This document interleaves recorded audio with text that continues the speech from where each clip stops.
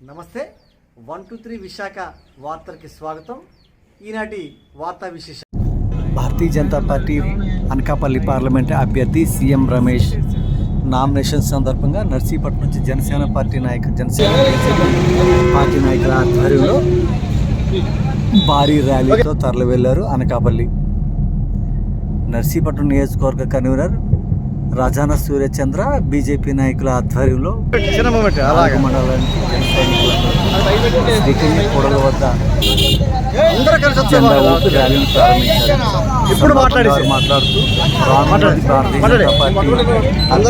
శ్రీలంక మోగించడం ఈరోజు ఏదైతే ఉమ్మడి అభ్యర్థిగా ఈరోజు ఉదయమే సీఎం రమేష్ గారు నామినేషన్ వేయడం జరిగింది.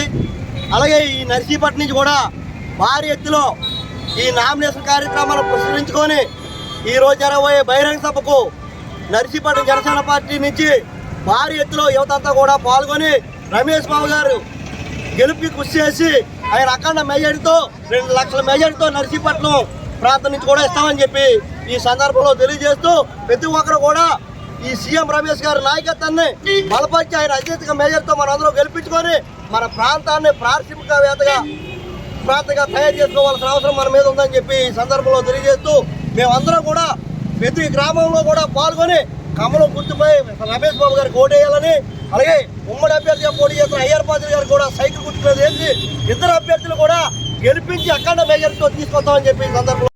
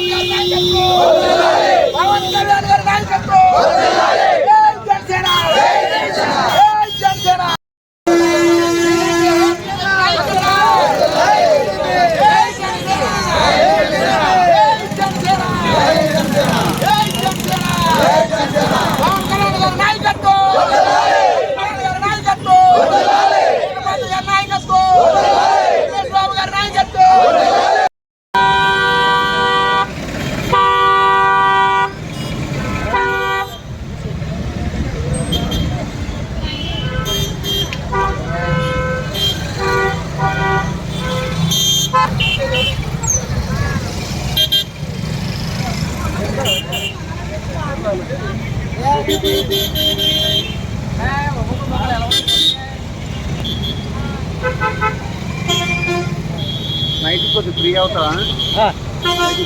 ఫోన్ చేయమన్నా ఏం చేశారు అనుకున్నా హెచ్ఎం గారు మొత్తం పట్టుకొచ్చి మంచిగా దూరం వచ్చాం.